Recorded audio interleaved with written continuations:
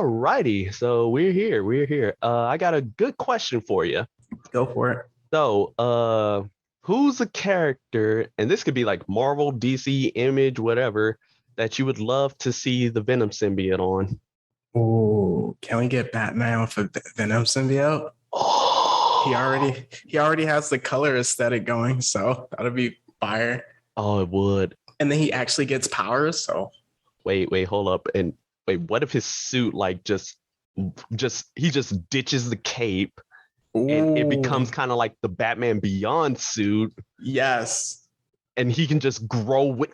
Oh, that's the that best suit. that's actually super good. That's actually super good. Oh goodness, dang. And for me, right? I was thinking, man, I was thinking extra small. I was thinking Bane Ooh, because he already got the Venom serum. that's true. Give him the Venom symbiote. What's gonna happen? I'm thinking extra small on that one. All right. Well, my dear subscribers, our dear subscribers, we are here today. Firstly, I'm Demetrius, And I'm Demetrius, and Meech and Meech presents. the Blurred City Podcast. Oh, and as I said, we got a really special episode for you all today. But before I do that, we got to hit you with that legal spiegel. So the purpose of this podcast is to explore digital and print media. All respective sources we reference are owned by the respective companies, and our thoughts and opinions are strictly our own and do not reflect any biases or corporate agendas. Your discretion is advised. Oh. So, well, firstly, we gotta have to hit you up with the What's Hot segment. You know, the time where we figure out, hey, what's hot, what's new, what's out here in these streets. So, what you got for us? Yep. So just as an update to the listeners, we're actually recording this podcast before the previous Nope Review podcast drops because of scheduling issues. But for What's Hot, we're going to just like follow up with what we missed from Comic-Con. So we're going to touch on the big one that covered, but I just want to give credit first to Black Adam. They dropped a teaser. Shazam, Fury of the Gods dropped their first ever trailer. The other two movies that we should be excited for, DC, didn't get a trailer for reasons. And then also Marvel dropped the Phase 5, Phase 6 plans. I think we're going to get in a real big conversation about that, probably season 2, just based on scheduling. But for the biggest one, Black Panther, Wakanda Forever trailer. Oh my goodness, bruh. I'm not ready for this movie. Bruh, I was crying in that teaser. Listen, I know it comes out in November. I don't know if I'm gonna be ready by then. Dude, that's B-Day month for me. I have no idea like how they're gonna handle that at all. Like a part of me wants them to just like handle the Chadwick Boseman part in the beginning and then we can move on. But I feel like even that would just be too disrespectful and dismissive of how great of like a human he was. Mm-hmm. But just the introduction of Namor, like in the trailer, I got the Avatar 2 vibes of just like the water and stuff like that and the beauty of how it was shot. And the blue people. Exactly. And then Marvel did the ultimate flex, like when they started the trailer and then how it showed Marvel Studios. Like flexed bro. it on us. I was like, oh, nah, y'all didn't have to do this to me. Bro, I'm not ready. Like when his mom was like, yo, I am queen of the most powerful nation on the earth. My family is gone. All of them. It hit. Like, oh my gosh, not ready. But bro, did you notice who else they put in there? I saw a heart made of iron. Oh, she in there. Mm-hmm. I'm like, hold up. So is this gonna be Riri Williams in the suit? Is that what she I'm has getting? her own show, but I mean, she has a show coming out next year, Ironheart. I think it's next year, right? But yeah, I don't know if she'll be the Panther though. Oh no, I was talking about her Ironheart suit.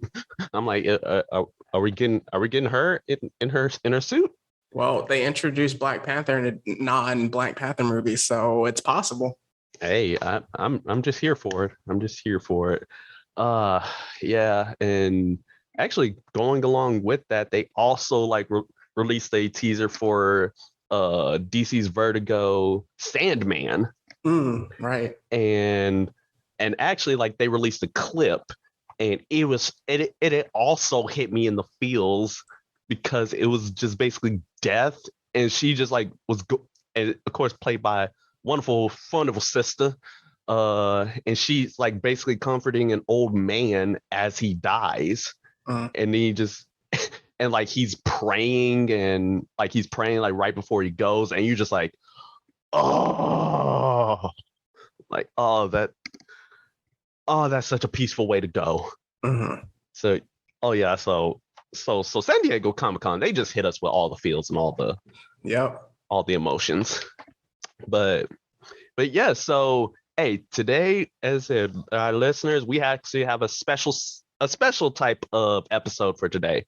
So if you're a part of our Patreon and you listened to like one of the first episodes we posted on there, you should kind of be familiar with this.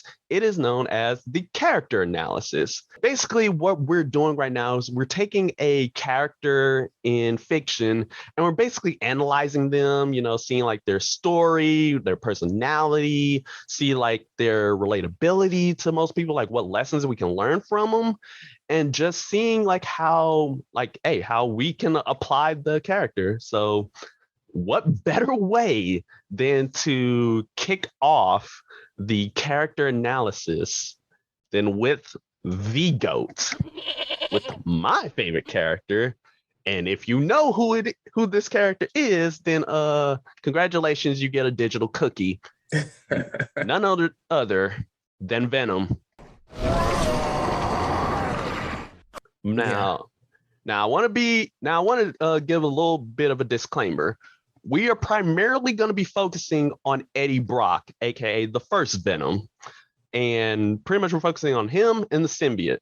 We may touch upon like the other hosts, specifically when it comes to our analysis on the symbiote itself, but we're not getting too deep into those guys because if we did that, we'd be here for a few years.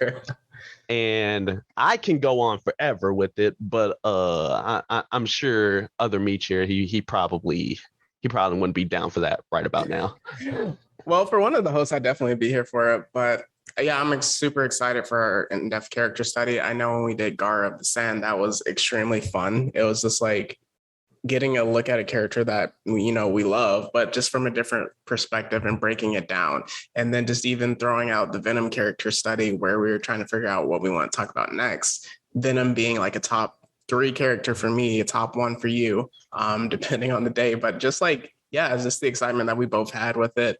I'm definitely ready to get into it, so we can just chop it up. All right. So, hey, what better way to talk about it than the first appearance, right? So the first appearance of, the symbiote itself was actually in an Amazing Spider-Man issue 252. And with that, it just basically like, hey, Peter Parker just came back and he was sporting out that sexy black suit. And you're just like, hold up. What's with all this? He wasn't wearing the traditional red and blues anymore. You learn that the suit can like camouflage and shapeshift in different clothing. He doesn't need web shooters anymore. And you're just like, what's going on here? and soon after like some adventures, and of course seeing the origin where in Secret Wars issue number 3, you learn that this suit that he's wearing, because he, like the rest of us, was under the impression that it was a technological suit, like it was alien technology. Nah, that sucker was alive. Oh boy, and Parker decided to ditch that thing with the quickness. I mean, I'd say I mean, of course he got rid of it because like it was like sucking out his energy, he was being lethargic whenever, because it was taking his body at night while he was asleep. But still, I mean, you're too hasty with getting rid of the suit, Parker. But yeah, but once we get to that, we actually in it, like he gets rid of it at the church, which is super symbolic.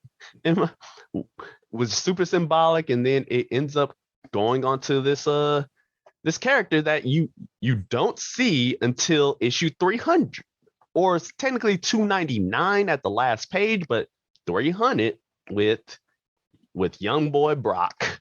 Yeah. So for Eddie Brock, I don't even know, like, since there's like multiple backstories, which one to even start with. But essentially, him being a reporter, I know from the one that I was reading, where he was like a liar, basically. And he would always just like make up tales repeatedly so he could get approval from people. And then being in that position where he, as a reporter, was reporting on the Sin Eater, which was a serial killer at the time.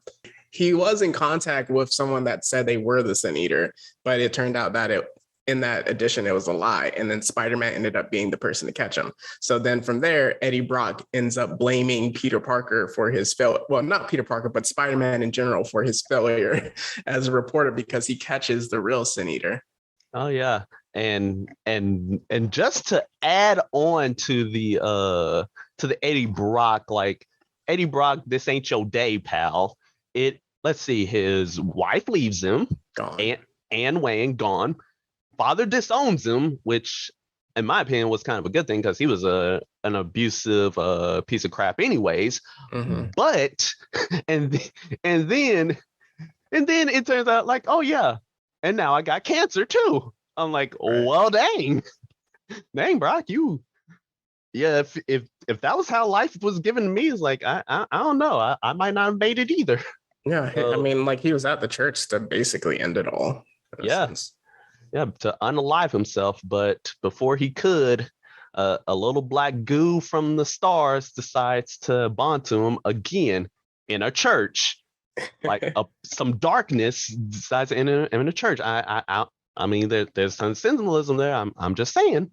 We may get into it later, but yeah. So once he bonded to it, he got all the powers of Spider-Man, but even more so, he got all the memories of Spider-Man. So he knows who Parker is. He got a vendetta against him, And so does the symbiote. and the symbiote. Oh, that thing is a jilted lover. So it got so many repressed and angry feelings. But yeah, now it's their job to go and end the boy, to end your boy Spider-Man. And the L's that Parker took in that first appearance was legendary. Yes.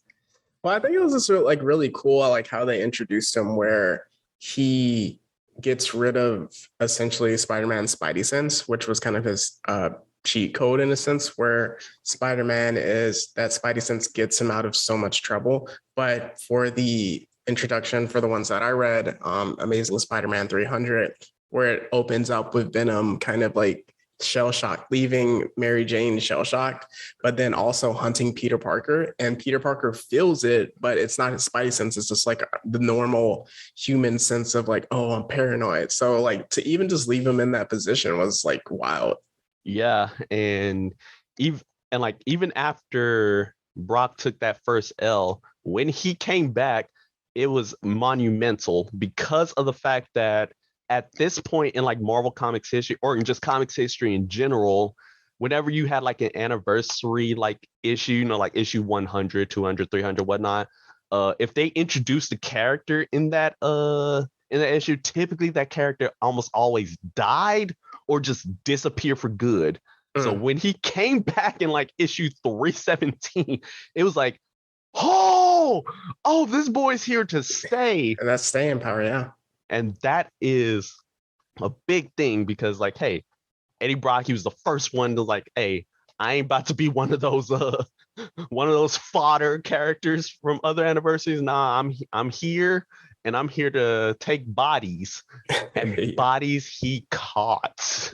And at this point, like when he like comes back, like of course he's doing a lot of the same things, like just stalking Parker, just showing up like at the Daily Bugle, showing up at his home, showing up at Aunt May's. He's just showing them, I'm him. Obsessed, yeah. Like I am him. I can murk your family at any time, but I'm not going to, because, and this is the thing, it's like he has a whole thing about innocence and how he doesn't like hurting or killing innocents. And the only time he does is whenever they stand in his way of his one true goal, and that is handing that is putting Spider-Man on a t-shirt and sending him straight to the afterlife. It's so interesting, like seeing Venom like that, because growing up, I always envisioned him more villainous as like, okay, not necessarily, not protecting innocence in a sense, where I thought he was much more like venomous, dangerous, but in a sense, because like in the games, like I remember Spider-Man Web of Shadows, which is like probably my favorite one. Spider-Man game is like it's essentially a symbiote takeover, and then there's another one where you can play as Venom. I think Ultimate it's Spider-Man. yes, and you can actually eat people, and then like it gives you energy. So I just remember being able to do that, and just like even with Venom being much more sinister in that sense, but like actually getting a chance to like reread his origins. It's like he wasn't Carnage, which we'll get into later. Oh, we're gonna get into that piece of work, but yeah, as you mentioned, just like he's one of those fews that was like super complete. Like you think just from his appearance, being like a bulky Spider-Man with a big gaping mouth, which, as you know, was created by Todd McFarlane, future creator of Spawn. So he one of my top 3, and also like in over time, like his design improved. Like people like Mark Bagley, like giving him like extra isms, and then in come Eric Larson, who gives him like his giant mouth and the tongue and the drool and whatnot, just making him look like a whole monster. Mm-hmm. And like that really goes to like, and you think like, oh yeah, nah, there ain't no redeeming qualities, but like even kind of similarly early on, you start seeing more redemptive qualities in Brock, which I know the reason why is because like his popularity is through the roof. And in fact, I don't know if you know this little fun fact is that like originally Eddie Brock was supposed to die. And like their whole plan was that for the symbiote to move on to different people and they all become Venom and go after Spider-Man. Interesting how time works now. Yeah. when almost everybody gets to become Venom, but that's the thing, like Eddie Brock didn't die. He got to keep the symbiote, and he got to keep staying a problem with Parker with that Black Air Force energy. But really, we move on to, as you mentioned, Carnage. Oh boy! All right, so where do we begin? So, all right, so by this point, Eddie Brock, like he was in prison, like he took the L from Spider-Man, and he was in prison. He was separated from the suit, and he had a cellmate, entitled, and his name was the Joker. Oh, sorry. Oh, sorry. All right. It's Cletus Cassidy. I'm sorry. I just see a curled hair maniac, psycho murderer with a giant grin on his face, and I just immediately assumed the Joker. Mm-hmm. And he also had pale white skin too, so I ain't trying to hear it from y'all. But yeah, so like he was cellmates with this psycho murderer, and when the symbiote came back to bond with Venom bond with Eddie once again to become Venom, unfortunately, the symbiote he left his spawn there. And literally. Yeah, and his spawn ended up going into Cletus Cassidy's blood, and that's where you get the red menace himself, Carnage. Yeah, it's so crazy just that like how Carnage, like they do share the same weaknesses of fire and sound, which we'll touch on later, but for Carnage to just be so much more powerful than Venom is insane. And just like the Birth of Carnage comics that we read before, where it's coming off of Spider-Man getting the bricks beat him off of him by Venom to the point where he had to fake his death. And he was literally like, oh, since he left Venom on the island, he was like, oh, I got to go get this guy because I cannot stop Carnage. And this is where we talked about earlier, where Venom is like, he protects innocence, and Carnage he has a symbiote on a serial killer. So like just going absolutely insane, attacking anybody without any just like hesitation at all. So when Spider-Man goes to recruit Venom, he hits him with the innocent cards, and that changes the dynamic for him. Yep. And from there, he's like, hey, that's when the first of arguably many partnerships between Spider-Man and Venom came about, again, because his popularity is through the roof. And what better way then to make a character even more popular is to turn him from a villain to an anti-hero. But yeah, that was his journey to becoming an anti-hero. It's like stopping Carnage, the first true like threat that caused both of them to team up to try to stop him. Right. And it's also like really great too, because I remember this comic panel like seeing super well is that like when all three of them are fighting, Carnage just chucks a baby out of a window. Yes, yeah, wow. And like again, that shows like that's terrifying. But then you see both Spider-Man and Venom go to catch the child, and it's Venom that catches and holds the child, and not Spider-Man. Like Spider-Man, he's always going to be the hero. Like you always get that, but it's kind of like an establishing moment for Venom. It's like, hey, this child is precious, is innocent, and you try to murk him, I'm gonna have to come for your receipt. Yeah, I appreciate that. That was definitely just like it showed that there is good in Eddie, which is a recurring theme, even though there is a lot of darkness in him. Mm-hmm. Yeah, so moving on, and after like more adventures, like Carnage is defeated, Spider-Man betrays Venom and sent him to prison, which is actually kind of which I'm just like, Demetrius, can you explain why Peter Parker is your favorite character? Because that was kind of he couldn't let him loose. He couldn't let him loose. That was scummy. All he knows is the villain, but like, we're gonna get into like anti-hero stuff later, but all he knew was the dude literally tried to kill me, and they put a truce. So, but if you think someone's a villain, you don't think they're gonna honor the truce. So basically, he broke the truce before he believed Venom could. I mean, Captain America probably wasn't doing it, but okay. Iron Man. Hey, I'm Team Cap, all right. So you better get that out of your mind. But yeah, so like, okay, so after that betrayal, there's like some more adventures that are happening. So like, of course, Venom like renewed his hatred for Spider-Man. Like he kept going after him, and then an interesting moment happens where Anne Wayne comes back into the picture, like his ex-wife, and she was about to die from a fight between Venom and Spider-Man. But then Spider-Man saves her, and it kind of somewhat was like, okay, that was kind of like the starting point where they had a true like truce. It was like, okay, here's the thing. Parker, here's the deal. I'm gonna leave to San Francisco and go be a hero and be in my own comic book, and then you can just stay here. If you don't come after me, I won't have to put the pause on you. A separate coast. Yep, we on East Coast versus West Coast, Tupac baby. versus Biggie. Yes, sir. The beef ran its course, and now they on opposite coasts, where Venom is now basically being the Spider-Man of San Francisco. Yeah, aka the Lethal Protector, which is probably it's his initial defining run, I believe, as like established as an anti-hero.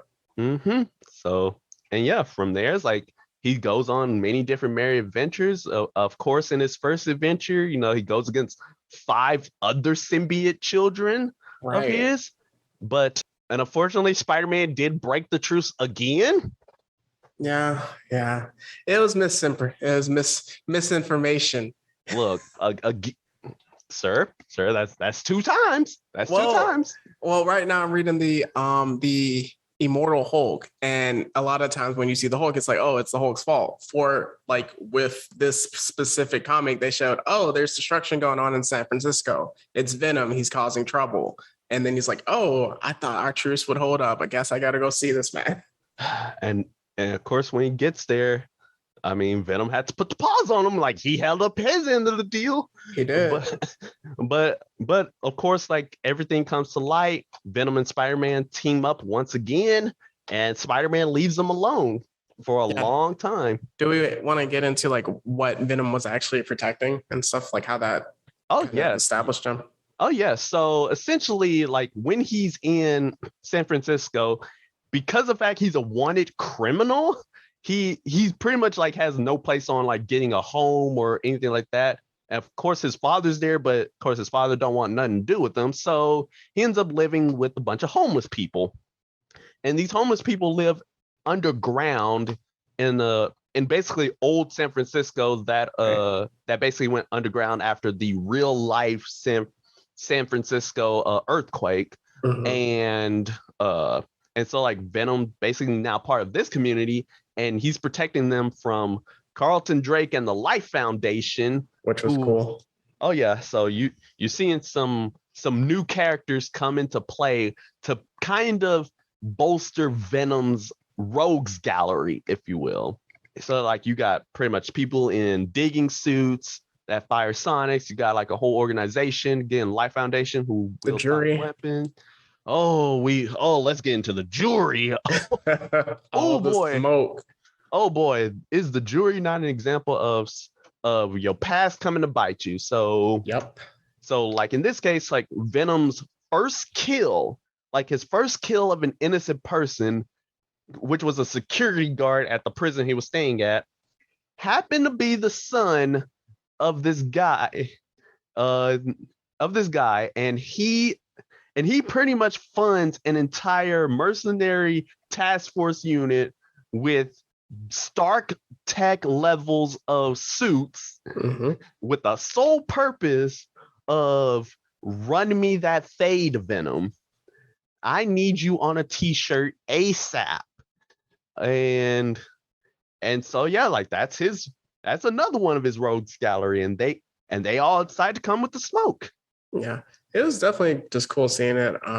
That whole story arc, and then even him towards the end of it, when Roland Treese was going to blow up the encampment either way, and he like goes into the fire, knowing that it's like the symbiote's weakness, and he still like protects the people. So again, that even helped with Spider-Man just being like, "Oh, Venom, you're an okay guy now." So we can actually part ways, and I can entrust you to being the lethal protector, and then also that community embracing him. So yeah, that's like really him turning good in a sense. Yeah, that's kind of like his true steps to becoming a hero. But of course, San Francisco wouldn't last because, as you know, in comics, status quo is God, Yep. and and he gets put back on a plane to New York. Of course, in time for maximum carnage, baby. Oh boy. Where Carnage decides to escape, form his own family, and decides to run roughshod on all of New York. So Venom, Spider-Man, and a bunch of heroes had to team up to try to take him down. And of course, and that's again another moment where Venom and Eddie are like truly they were they were united for a while, but mostly for Carnage. And then their differences come about mostly when it comes to like what to do with them. As you know, Spider-Man, paragon of good, lock him up, throw away the key. Venom, nah, we got to put him 6 feet in the dirt. Mhm. Because again, I'm a lethal protector. I can't be protecting folks if I ain't lethal Yep. with my methods. But yeah, now let's get into a moment where things kind of changed up for Venom and Eddie, where in the Marvel Knights series they separated because Eddie Brock, he ended up watching The Passion of the Christ and he literally did, and he actually had a Christian reawakening because, as you know, like I mean, again, he was at the church when he was about to off so he's actually been known as a devout Catholic throughout Right. like his whole, that's part of his character. He was a devout Catholic, not so much now, but he pretty much like goes and like he decides like, okay, in penance for like all the murders I've been doing and all my sins, I'm going to like sell the symbiote off at a supervillain auction, use the money for charity. Of all places. Yeah, right. And then in the Marvel Knight series, he was gonna off himself again. But fortunately, fate have it that he survived his attempt on his life. Mhm. And now we get into like the separate journeys of Eddie Brock and the symbiote. Yep. So we can like kind of fast track the first two, I believe, symbiote hosts. So you mentioned in one of the first episodes. So the first one being Angelo Fortunato and his dad wanting to man him up, but unfortunately, Angelo was a coward. So, like you mentioned, people can look up that episode where essentially he's fighting Spider-Man. Spider-Man starts giving him the hands and the feet. And as he escapes webs. yes, as he escapes, the Venom symbiote is like, yeah, you're kind of a coward. You don't have a lot of venom in you, so while we're jumping over the rooftops, I'm just gonna leave you. Have fun. Have a nice fall. Oh yeah, yeah. Again, one of my favorite moments. And also, as you see like Eddie Brock, he's kind of the repentant one, but the Venom symbiote's full on bloodlust. Yeah. And that only gets magnified by the next Venom host. Being Matt Gargan, aka the Scorpion. Oh my goodness. Okay, so Matt Gargan, as you know, former Scorpion. He appears in the MCU movies, but he hadn't become Scorpion in the MCU movies. Well, apparently he is, because with the Spider-Man freshman year thing, they're gonna have him in it. Who knows? Who knows? Who knows? Either way. But yeah, so like he bonds with the Venom symbiote, and this is where oh man, the Venom symbiote's kind of is on one right now, because this is where like his cannibalism goes from one, because like A. Brock, he ate like one person and that was it, because he always starting to eat people's brains, and he actually fulfilled on it one time. Keyword being one time. But with Matt Gargan, it was like, oh yeah, I'm gonna eat everybody I meet. And so like he's pretty much like a major problem for Spider-Man. But the thing is that he's actually weaker. Well, he started off weaker than Eddie Brock because of the fact like Eddie Brock had more of a personal hatred for Spider-Man than Scorpion did. And that's why like their bond was slightly stronger than Max. But over time, like, he became a whole monster. He was a whole demon. Yeah, then he had a lot of like, I think what was cool, just like the different affiliations that he has, some of which we're going to see in some of the new Marvel movies. Oh yeah, part of the Thunderbolts, like part of that villain faction, and then he became a Dark Avenger. Yep. As the counterfeit Spider-Man, Sinister Spider-Man black suit. Oh yes, and his whole thing was, hey, I get to be with the ladies, be a hero, and eat people at the same time. I'm just like, bruh, is there anything that you don't do with eating people? But nothing good, well, nothing bad lasts forever. But yeah, so actually, I do want to like tie this in with Eddie Brock a bit with the Matt Gargan Venom, because at this time, like as you said, like as I mentioned earlier, like he came back, he's still alive, and he ends up encountering another supervillain named Mr. Negative, which you see in the PS4 Spider-Man games. That was good. And he touches Eddie Brock, which cures him of his cancer, but has the side effect of merging his white blood cells with the remaining pieces of the Venom symbiote inside him, turning him into anti-Venom. Woo! And with that, like, because of course, like when he does that, Spider-Man and Venom and Matt Gargan, they beefing, they fighting, and then Eddie Brock pops in, and when he becomes anti-Venom, Spider-Man and Eddie Brock is like, hey, remember all those times like I saved innocent lives? Like, yeah. Hey, you wanna call a true truce, and like we no longer beefing with each other? He's like, yeah. You want to go kick Matt Gargan's behind? Oh yeah. The alliance forms. I say this was the beginning of the Brotherhood. Yep. The Brotherhood of Spidey and Venom, and of course, like with Anti-Venom's new powers, which is purging everything, he pretty much almost fully purges at Gargan of the Venom symbiote. But of course, like that wouldn't last. Like the symbiote would recover, but at this point, Eddie Brock, like now he has a new purpose in life, which is murder any and all symbiotes, because now he has like a full symbiote hatred, and curing people of their illnesses and disease as kind of a good person. Which again is like stark parallels. Like you see Eddie Brock, even though he has a monstrous appearance, is doing good. The Venom symbiote has gone full tilt into a monster. Yep. And yeah, but now we get to move on to perhaps the second most famous host of the Venom symbiote. Yeah. Or or on equal footing, so much so that fans are still divided to this day as to which one is the best host. I would say the one that we're teasing is definitely second most famous. There is a debate about best. Oh, yes. And we are talking about none other than former Peter Parker bully himself, Flash Thompson, aka Agent Venom. Yeah, this really revitalized the character for a lot of people. Just because we always saw Venom as that monster, tongue hanging out, brolic, out of control. But this one, seeing Agent Venom, just like a different name change, having the weaponry like in the suit, like we see the modification of the suit to a host, which was a really just cool operation. Yeah, and as such, like Flash Thompson at this point, like he's no longer a bully type, like he's a good person. Of course, had military training, lost his legs in an IED explosion. It's actually one of the realest Amazing Spider-Man issues of all time because there was no Spider-Man in it. It was just soldiers in the Iraq War.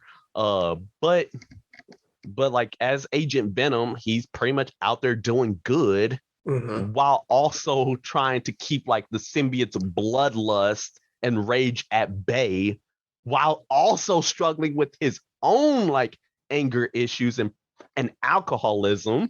Right. Like, and of course there'd be times where he would lose control, and as many would like to call it, he'd Volk out.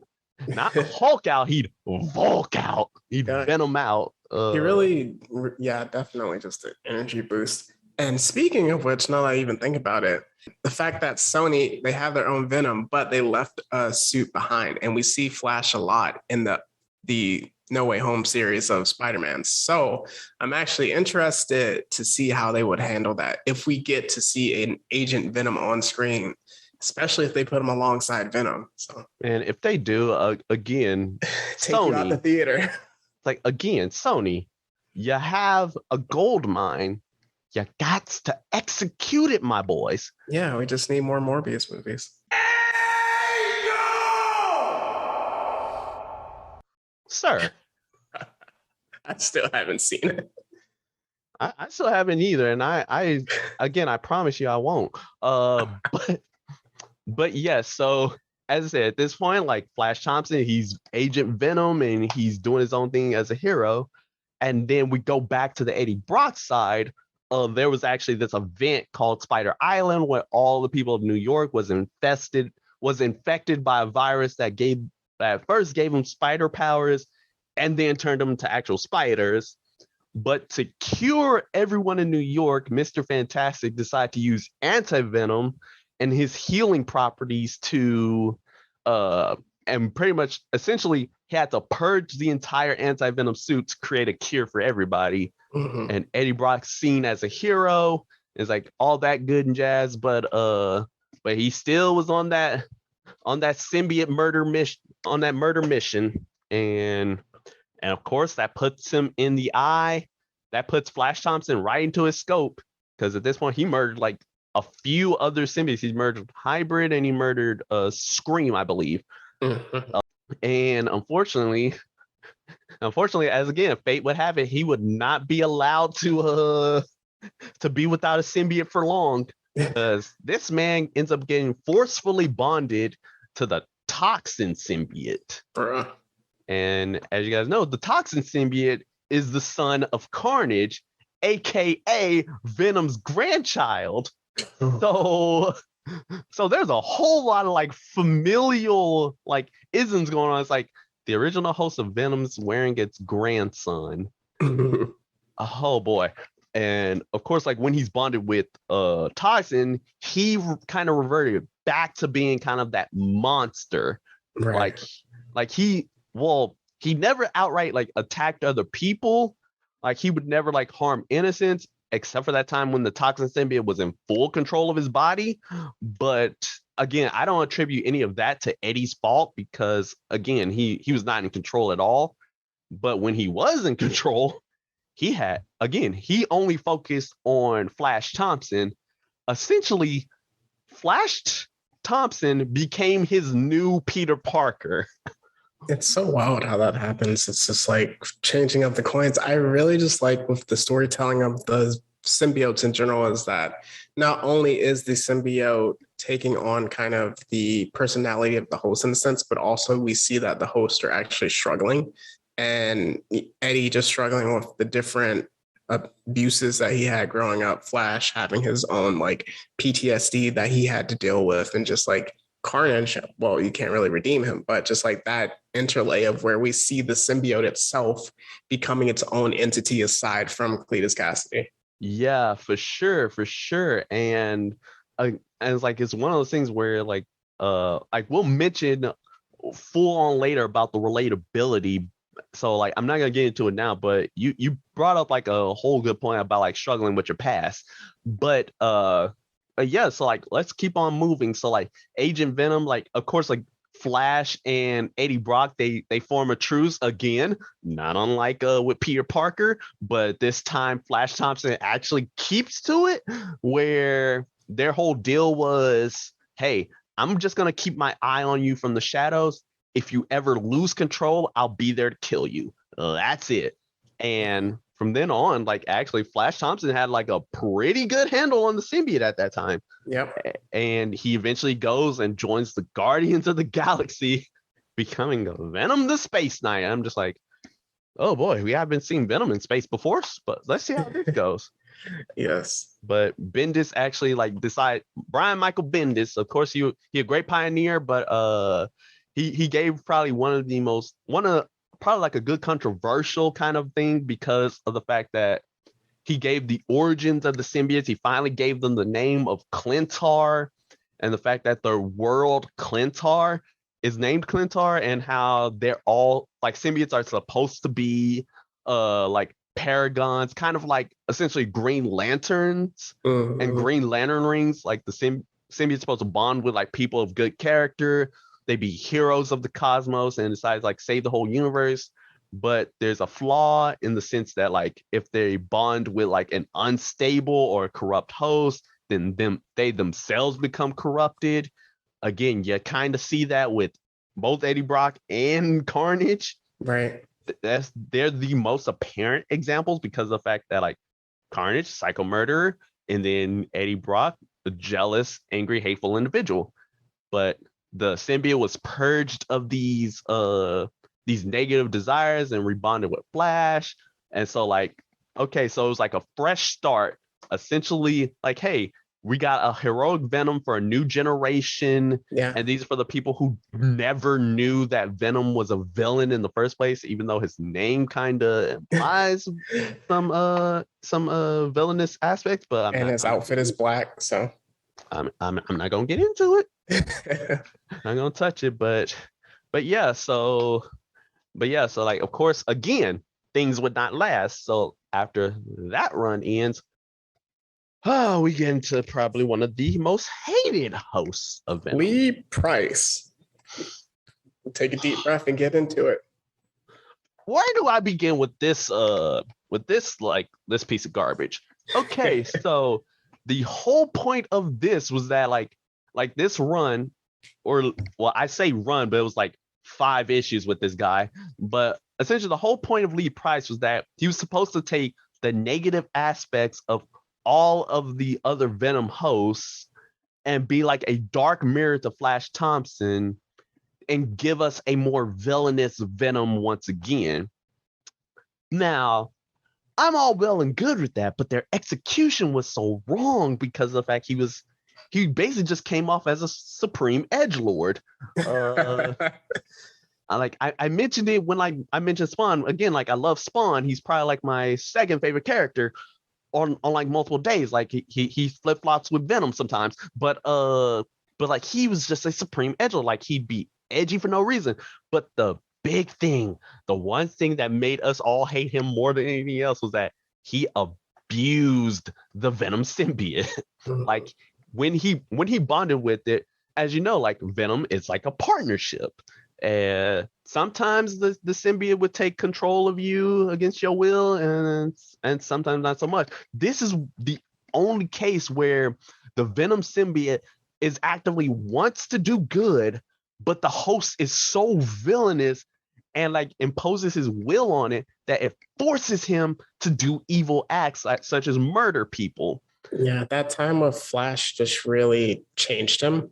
That we saw it, like even like when he bonded to Lee Price, he wanted another good host and was excited to be with another soldier. But having it go the route that it did was not to his benefit.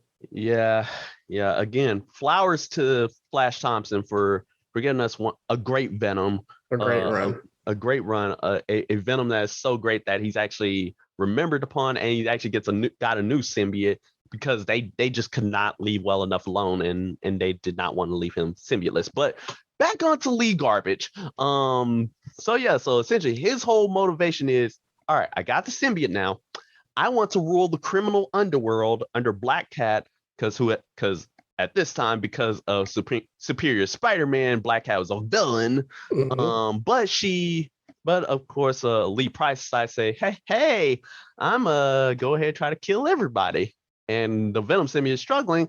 And due to the fan backlash, they decide, okay, all right, I see things aren't going right. What's the best way we can remedy this with Venom? Ooh. Um, I know. Let's bring back old Eddie Brock. Let's Yep. bring him back home, because at this point, Eddie Brock, he had went on another adventure as Toxin. He essentially had to fight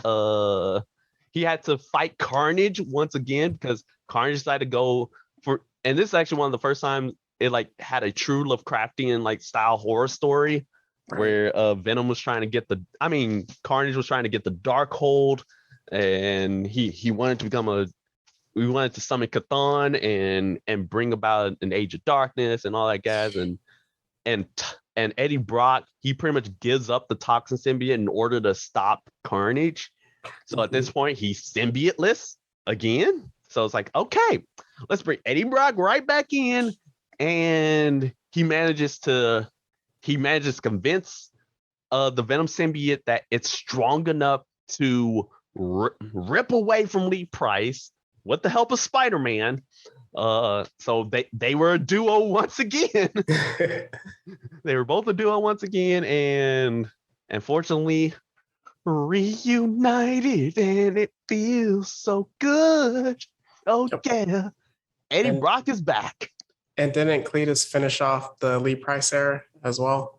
We don't get into to that into that greatness later, but but yeah. So Venom and Eddie, they're back together, and as I mentioned earlier, like both of them went through arcs. Like both of them went to arcs where they're trying to do good. So when they rebonded, they're trying to do good once again. They go on many different adventures. One of which was Venom verse, where they met multiversal versions of themselves and fought against poisons and whatnot. I'm not gonna get into that story because there's not much by way of development of Eddie Brock or the symbiote for Mhm. the rest of that run. And then we get to greatness. And now we get into perhaps one of the best runs of all time, Donny Cates' run. Yeah. Take it away. So the Donny Cates run was really incredible. Just we're gonna get into so much from it, but it definitely refreshed the character again of Venom. Just really cool seeing his origin story of Eddie changed, the origin story of the Clintarians changed, introducing Noel, who we'll get into later, but just like really defining Eddie and setting him up as a hero. And then seeing that development throughout, introducing new characters, backstory, just really incredible. So just even starting off, we see the introduction of not just the fact that there's another symbiote host, but the fact that there was symbiotes present on Earth before even Eddie or Spider-Man. Oh yes. So we run into this man named Rex Strickland. So he basically gives Eddie a rundown after an unfortunate incident took place where Venom just loses control randomly, and he gets like a red spiral on his head, and his symbiote changes from a white spider to a red dragon. and starts speaking an ancient language. So Rex Strickland, he pretty much knocks Eddie out, and when they come to, they end up learning like, oh snap, again, there was a whole battalion, because you think like when Flash Thompson gets the Agent Venom suit because he was part of the military, you think that was the first time they did it. No, they had it all the way back in like the Vietnam era. Right. And like there were multiple soldiers who were venomized, or just symbiote up. But Eddie's attempts and then eventually a symbiote dragon known as the Grendel, being the inspiration for the whole Beowulf legend. Which is really cool. That's actually how they start the entire run for Venom. Yes. Again, as I said, this is how it starts. Okay. Like first 6 issues, you just get all this lore, and you see like the symbiote dragon pop up.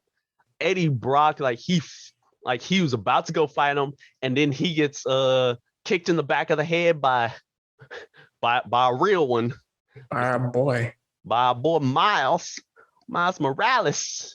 Whew. Yeah, that was a good run too. Just even Miles having his own issues with a previous Venom and how that resulted in the death of his mom.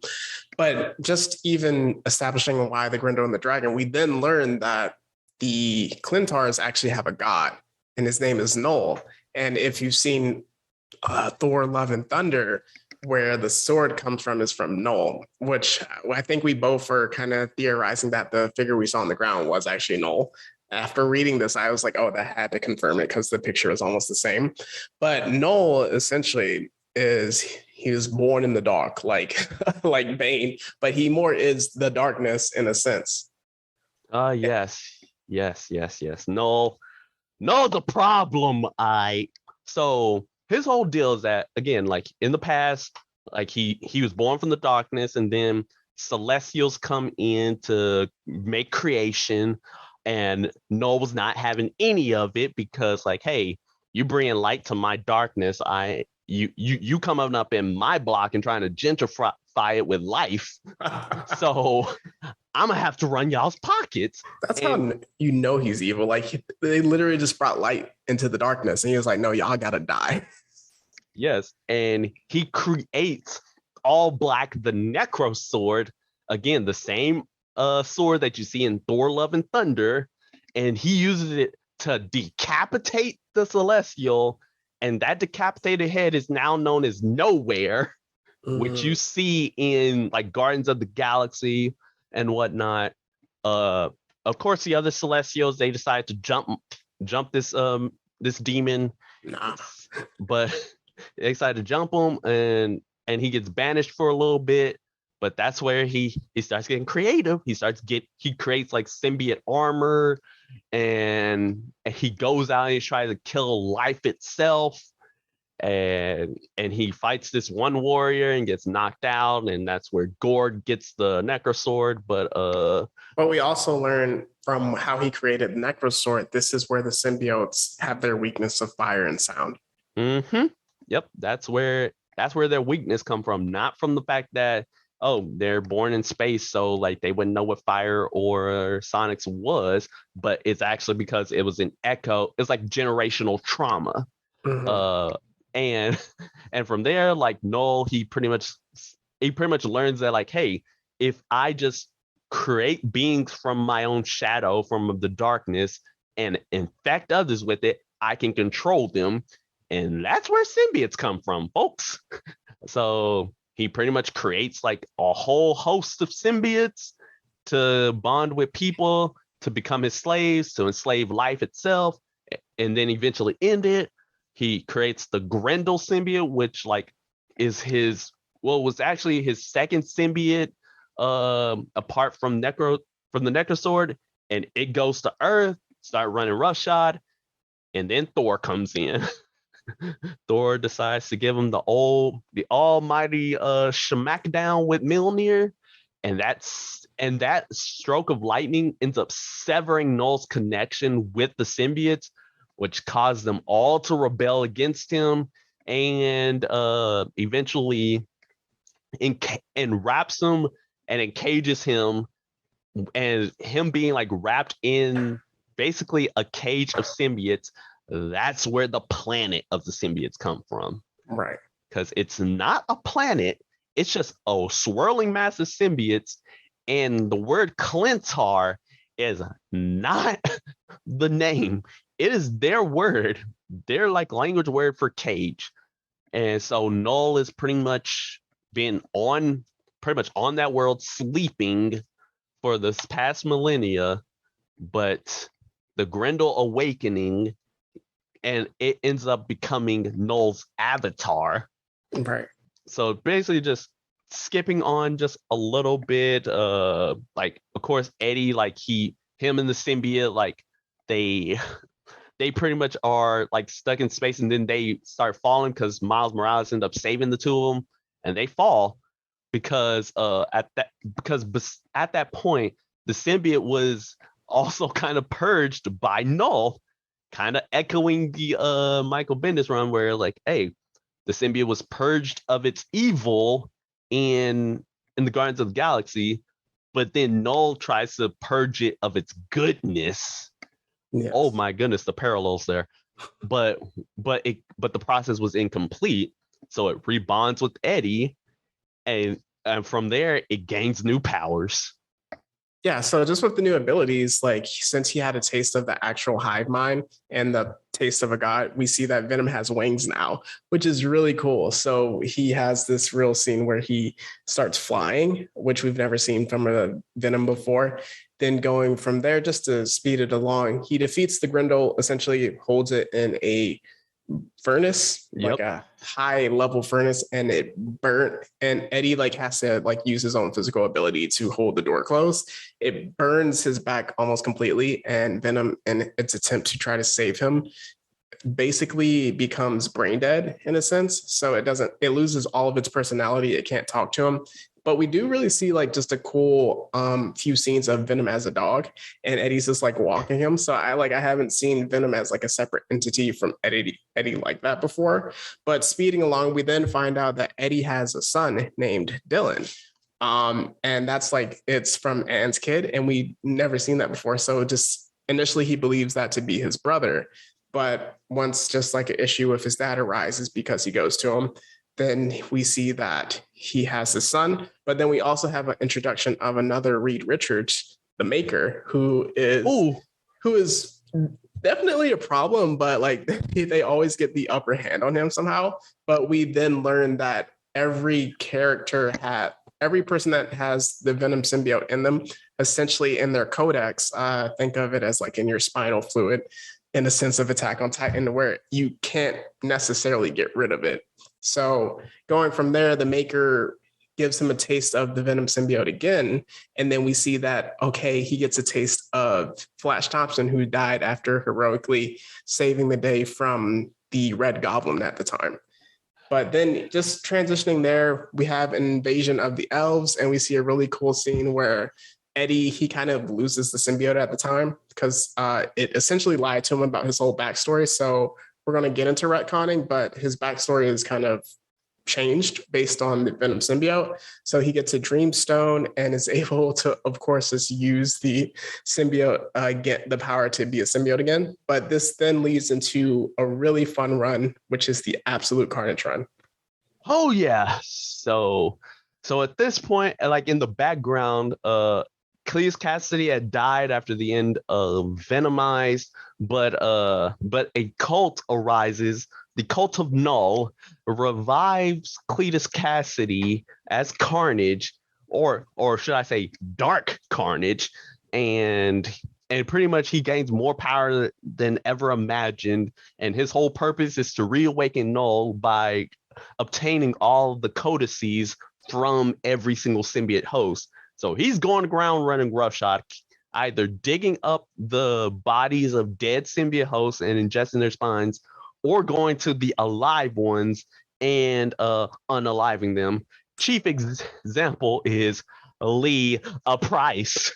Like the man got his come up because he's in prison, and Cletus infiltrates the prison as Eddie Brock and transforms into Carnage takes out his spine, eats it, kills him. That's the end of Lee Price. And we don't need to get to the weeds of that. But yeah, so like absolute carnage is happening.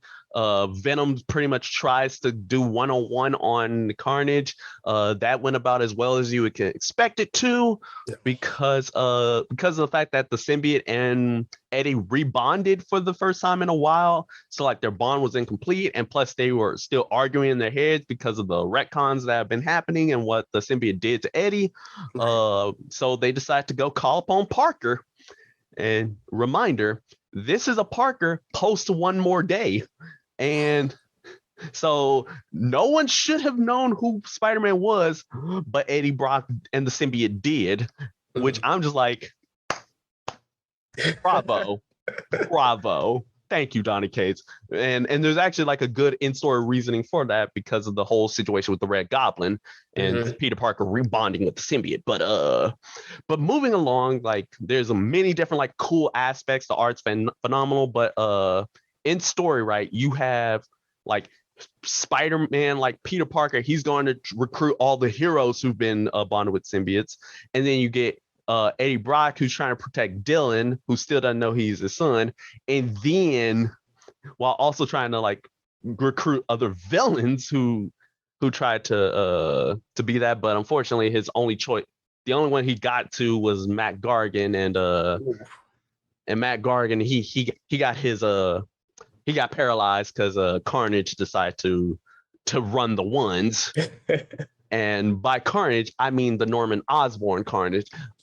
Yeah, I forgot to mention that at that point, Cletus Cassidy infects Norman Osborn with the Carnage symbiote because he was Red Goblin, and transforms him into Carnage because at the time Norman Osborn thought he was Cletus Cassidy.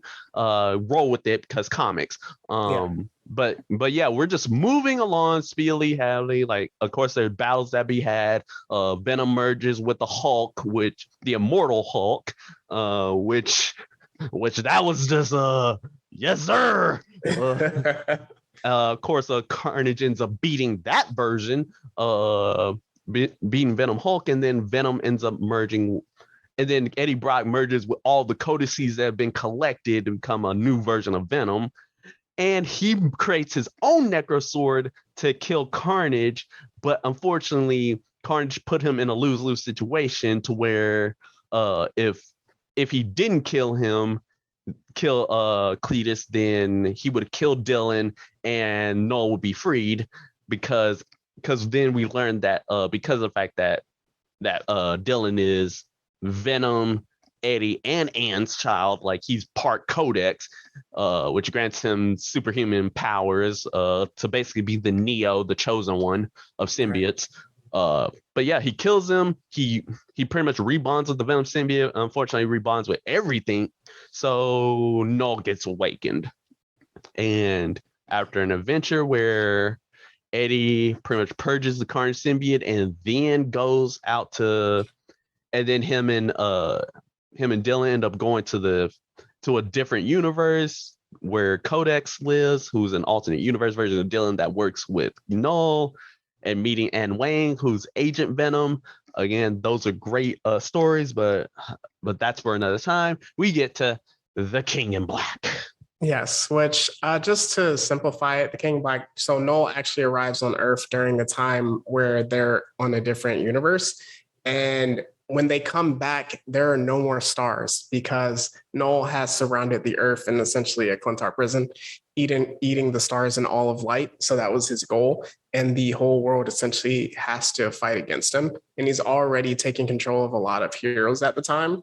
But like the first thing he does as soon as Eddie gets back is kill Eddie. So he removes the suit from him, then drops him from a very, very high distance, killing him. And from there, we just see Eddie. He's now part of the Hive, since it was already established early on that everyone who has a symbiote is essentially still part symbiote or has that connection. From there, we see another Rex coming back. And then we also see Flash Thompson, who actually gets resurrected during this arc, which is really cool. But to just kind of simplify it, one of the coolest moments happens. I was literally thinking about it while reading it. And Eddie gets the Captain Universe avatar essentially. And everyone like who's like a comic nerd knows that Captain Universe does not bond to a lot of people. It's only like the chosen ones. And like I can only really think of like two people that had it, and both of them are Spider-Man, and both happened during kind of like different arcs for that. But it's really cool seeing that Eddie Brock, who is the ultimate villain, getting chosen by the ultimate form of light and goodness, being the Enigma Force, essentially. So from there, he defeats Null and also becomes a god, the new god of symbiotes. Yeah, and just to like end the run, because we're not gonna get into the current run of Venom with Ram V and Al Ewing because it's still ongoing, so we don't know what direction they're gonna fully take.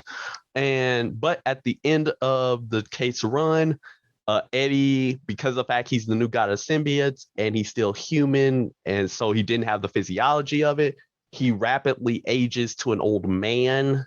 But that does give Dylan, his son, now becomes the new Venom, who now sports chains and has the dragon logo.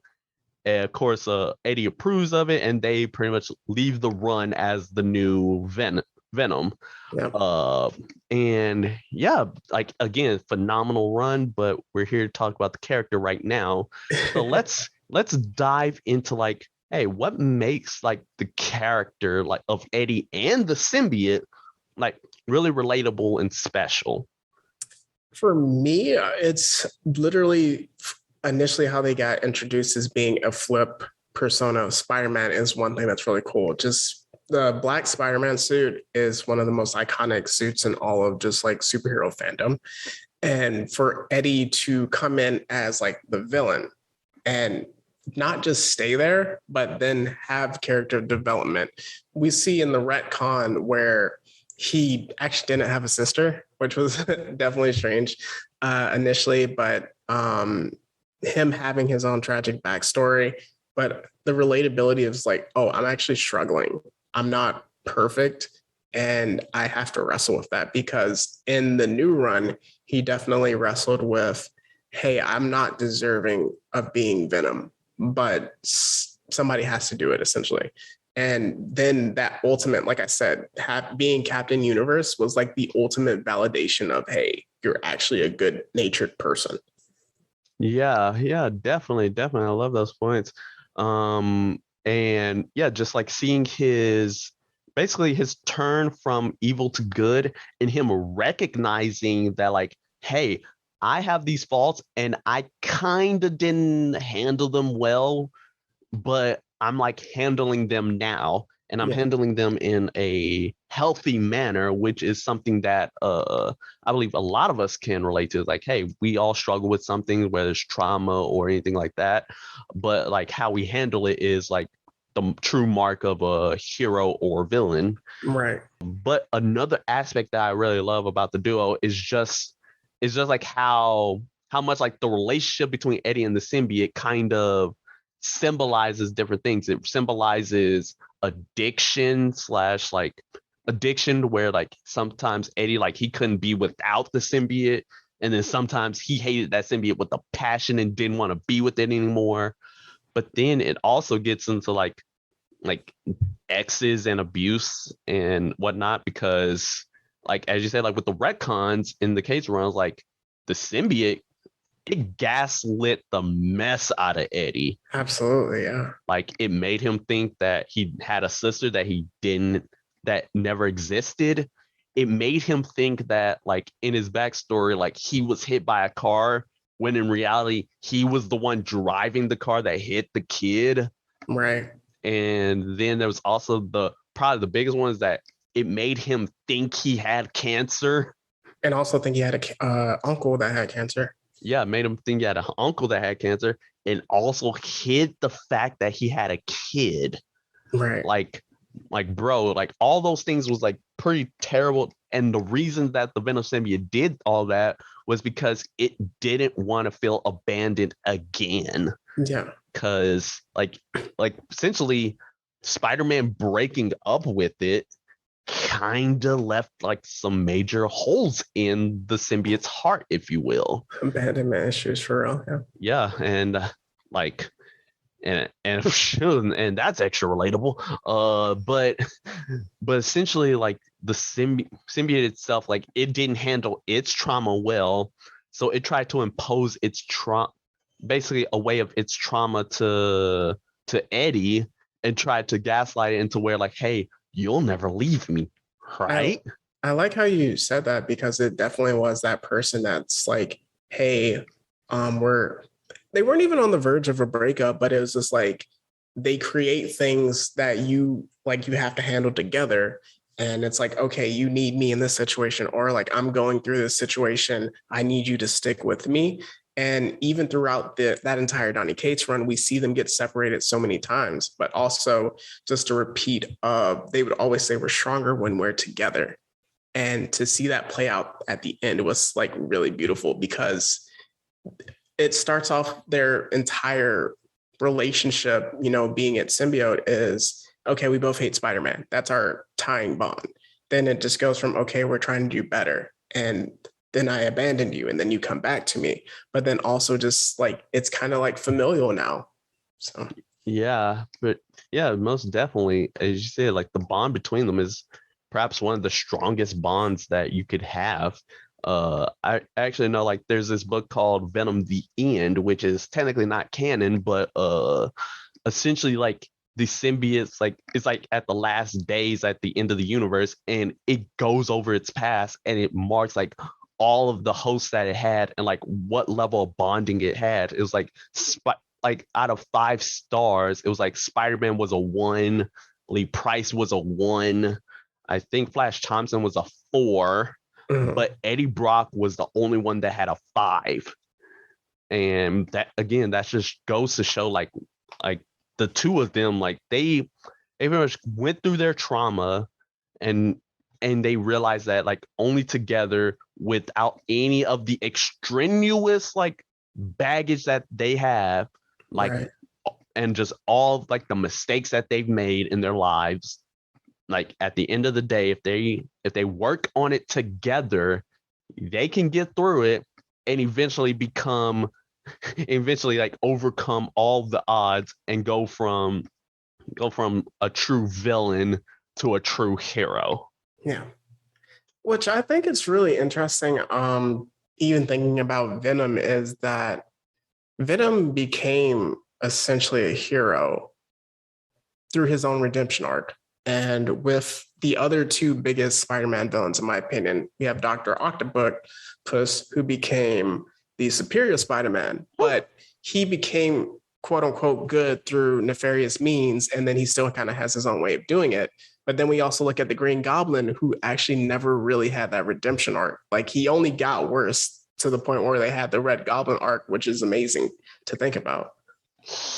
Yeah. And I love how you mentioned those specific Spider-Man villains because of the fact that like again, between Green Goblin, Dr. Octopus, and Venom, those are again 3 of his best, like the That's top top three. 3. Has to be. Hi, Jinx. But those are his top 3. In fact, each one got a Sam Raimi movie. I'm not, I mean, well, 2.5 movies, because 2 and a third almost, honestly.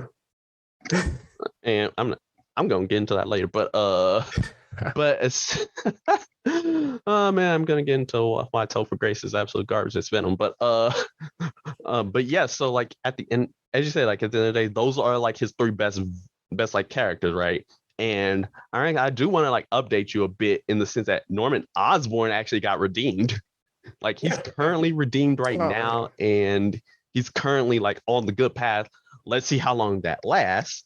But Dr. Octopus is back on his villainous streak, which I'm like, come on, man, you could have just ended as Superior Spider-Man. That was the perfect ending. But Venom's like the only one that did not do like what those two did, is like just flipping back and forth, back and forth. Instead, he went on his path. Sure, he had a like slight relapse. Sometimes he had relapses, sometimes he stumbled, but that's the nature of life. Am I right? Like sometimes we like try to kick bad habits, and sometimes we like in weak or desperate moments we go back to those habits and end up and like have those stumbles or like or sometimes fully return back to like who he was before having another reawakening and realize, oh dang, I am messing up right now. Yeah, absolutely. Do you want to just hit your rant before we get on the touch of anti-heroes? All right, let me go ahead about this. So Topher Grace, he's the absolute worst Venom. I would want to throw him completely under the bus, but unfortunately, it's not his fault. Like, why would it's not Sam Raimi's fault, because Sam Raimi never intended for Venom to be in the movie in the first place. In fact, he was adamantly against it, and he never understood the character. It was all on Sony. So I'm actually about to get on Sony for pushing it on the man. So firstly, why you cast one of the scrawniest guys as in comic, one of the most buff dudes around, and two, he was whiny, and Eddie Brock does not whine.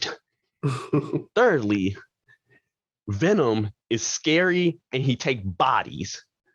Topher Grace caught Elves and he cried like a little girl. I am not here for any of it, fam. So y'all done messed up. If y'all ever in an alternate timeline or a multiverse somehow get a Venomverse movie, I need to see Topher Grace in it, but just to die. Like, if it's Tom Hardy and Topher Grace in there, and heck, whoever currently playing Flash right now, and he becomes Agent Venom, all three of them be in a movie together, and then Topher Grace dies, I will cry tears of joy for that. But that's neither here nor there. It's like I do, but yeah, let's go ahead and get into like the talk of anti-heroes, and essentially like what's the appeal of them. Well, for anti-heroes, we see just kind of starting around the Dark Knight era, where we get into more darker tales of heroes. What you mentioned earlier, where Spider-Man essentially betrayed Venom, is, I think, with the heroes, when they were created, the world was very black and white, them against us. Even war back then was more clearly defined between like the whole country versus this whole country, this part of the world, where now today everything's a mixed bag. There's a lot of skepticism and just doubt in general. And with an anti-hero, I think it takes the appeal of you can do good through nefarious means. But it's kind of tricky because we get on Batman a lot. This is kind of where the hero anti-hero thing. We get on Batman a lot, where it's like, okay, so you capture the Joker. The Joker escapes from Arkham. He kills thousands of people. You capture him again. You take him to Arkham. He kills Jason, quote unquote, kills Jason Todd. He did capture him. Yeah. And then you bring him back. And then it's like, okay, he kills thousands of people. Like, how are you any better because you're holding on to a moral code than the Joker, in a sense, where like, even with the new Superman movie, the Man of Steel movie, where he killed the General Zod, I was okay with that, because General Zod was literally about to kill people, and then people lost their minds because it's like, oh, Superman doesn't kill. But I think with an anti-hero, even a Deadpool, we see those shades of gray, which I believe nowadays people appreciate more, just because we have more access to stuff. There's a lot more self-thinking, and it's a bit tougher. So I believe that's why anti-heroes are getting more love. Yeah, I really love that point too. As you say, like everything's in shades of gray. And I love how you mentioned like, hey, back in the day, like as you said, things were like more black and white. And like, again, like in the 60s and like the 60s when most of these heroes were created and characters were created, it's like it was easy to like see like, hey, you were a hero, you were a villain. And I say like truly, as you said, like around the 80s, I would say started at Vietnam, really. That was where things truly hit like shades of gray. It was like people started expressing doubt over like over like our intentions or actions. And I believe at this point, like people are starting to look at things more realistically rather than more idealistically. And that's kind of like a clear thing. Is like you can have like ideals and whatnot, but like if you look at like the reality of the situation, and see like, hey, this may like we may have to like either go through a darker area. I know like morally it may be dubious, but as you mentioned, like, hey, the death penalty is still around for a reason. So yeah, I think like people are like kind of tired a bit there of like, okay, this person gets to go to jail and whatnot. And also, I think like a lot of the anti-heroes that are out there are are relatable. Like Punisher, for example. I Oh mean, yeah, the man lost his whole family. I mean, like what would you do makes if sense. you had the capabilities of them? And then Venom, I mean, like Eddie Brock, for example, like he pretty much is like, hey, my whole life was complete trash. Like we basically had to have a whole episode dedicated to just how relatable Eddie Brock can be to us and the symbiote. And another big thing is also the fact that like, hey, I also noticed that like, and this is probably going to be like my last point, is just the idea that of change, because like in a lot of like the old like black and white stories, a lot of the characters, they either did not change like from their alignments. Like if you were good, you were good, and if you were bad, it was you were stayed bad. It was only like in like slightly more modern areas where like characters started like swapping alignments like Right. willy-nilly. Like probably one of the biggest examples that I can think of was Superboy Prime in Infinite Crisis when he went full psycho just out of nowhere. Or how Jordan becoming Parallax. Like all that all coalesced like kind of around the same period in the same time where things were more gritty, more realistic. People were like less idealistic and like kind of stopped seeing things as like, and this probably wouldn't happen, or like for characters and whatnot, Right. which again is like it kind of bleeds over into today, which is why shows like The Boys or Invincible is so popular, Sure. because like they show a much more realistic side to everything, a realistic side to heroes. So that's kind of all I had on that front. Do you have anything else you wanted to add? Yeah, that touched it. That was our deep character study of Eddie Brock and Venom. So going from there, we'll get into our sponsor for the day. And our sponsor for today is the Life Foundation. If you want to join an organization dedicated to studying alien life forms, specifically alien symbiotes, well, if you have any experience in the scientific field, please come and join our organization. However, we do have to preface this by saying that if you are bonded to an alien symbiote, you may or may not have to run these hands and run our pockets, and you may or may not have a chance of dying. So please come and join the Life Foundation. And okay, so now it's come to like a special segment called the Come Get Your Rose, where somebody here, we get to just give our rose to somebody while they are still alive, like in the Will remix. So I would like to give our rose to two individuals, Donnie Cates and Ryan Stegman. You two are absolutely goated. You two are pioneered perhaps the greatest Venom run of all time.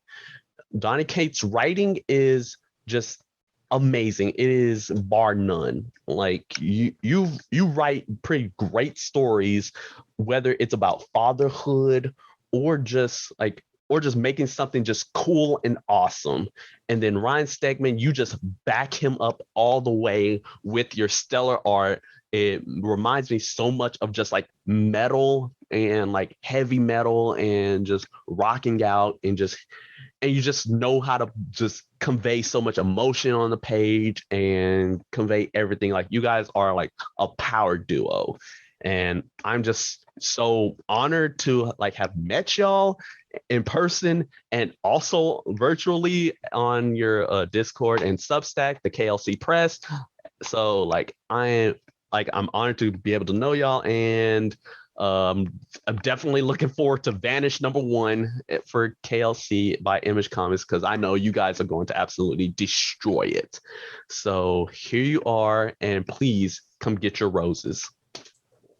Going from there, we will dive directly into our recommendations. A lot of these are going to be comic books. One I want to give game I mentioned earlier was Spider-Man Web of Shadows. It's actually like a Gen 3 game, I believe. So I played on the Xbox 360 I was when on it came. PS3. So if you have those and you want to get them, I'm pretty sure they're not updated. But going from there, we have Spider-Man Birth of Venom, Venom Lethal Protector, Maximum Carnage Comics run, Venom 2018, the Donny Cates run, which has also Absolute Carnage and King and Black tied in. Spider-Man, the animated series. I'm not sure where you would find that, but the alien costume. It's actually on. Okay, so with those, that is on Disney Plus, and those 3 episodes pretty much encapsulate the new version of like the Venom origin that most people would actually think of, and it's like the first appearance of Venom in anything. So yeah, go check those out. And also you got the Venom 2018 movie and Let There Be Carnage, which you can only find to rent or to own, so go view them there. Yep. Going from there, you have any other recommendations? No, but I do have our plugs. There we go. What we got for our plugs is our Instagram and Twitter at Blurred City 22. We have our YouTube and our Patreon, which is Blurred City Pod. With the Patreon, we upload exclusive content onto there, and it just throw us a few bones to like help support us and to show that like, hey, our podcast is actually doing something out here to our listeners in these streets. And then finally, we have our Discord, which the link to is in our Instagram. So please come check us out. That's where you could like hang out with us, like see what we have and see just be a part of an amazing community. And then finally, our email is blurredcity22@gmail.com, that's where you can submit like your geek out freakouts, your random fan theories of the week, and just any other like questions specifically for the Q&A for the last episode of our first season. And for my individual author pages, we have Mitri_Dash for my Instagram, for my Twitter at the Mad-16. And if you want to check out my book, Phantom Pains, A Most Irregular Tale, it's available on Amazon. Moving forward, we're going to get into some villain talk next week, give you just a brief primer on different villains in different media and what makes a good one. And then from there, we're going to have our anime villain draft, which I'm super excited to have. So going from as usual, we're just going to leave you with some words of encouragement. And yes, so my words of encouragement is that despite your past, despite your baggage, despite whatever you have going that you feel like you have going against you, it's never too late, and it's never too far for you to make a change and to not let it define you, and for you to essentially step out there and be the best version of yourself. And as I say, like you can have like just an amazing support system and a support person to be there by your side that makes it all the better. Perfect. You stole the words right out of my mouth. I couldn't say it better myself. So just as usual, it's not goodbye forever. It's just goodbye for now. And that's the Blurred City Podcast. See ya later.